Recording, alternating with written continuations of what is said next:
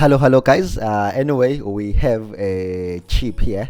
I want to show you how we solder a chip back into a motherboard. This is a 3.3 and a 5 volt chip. This chip is responsible for generating 5 volts and a 3.3 volts. Anyway, before you continue, you have to check a dot. There will be a dot, a small dot, more like a black hole on the chip. So you have to make sure that you align that dot along with a dot on the motherboard. There will be a white dot on the motherboard which represent pin number 1. It's always pin number 1.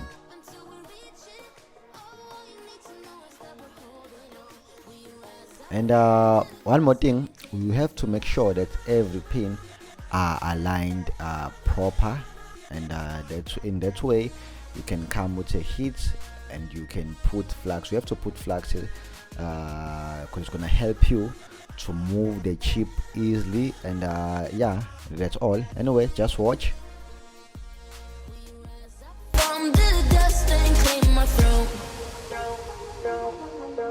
We all have our reasons why we are on this track.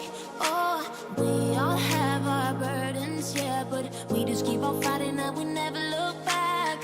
Here we go, go, go, let us heal and grow. You won't be alone, we're unstoppable. Don't be afraid to show what we're going for. This is what we know.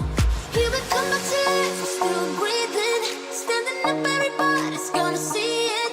Oh, all you need to know is that we're holding on. Even if we fall, we will rise up and we follow the path that we believe in. No, we're not gonna stop until we reach it. Oh, all you need to know is that we're holding on. We rise up from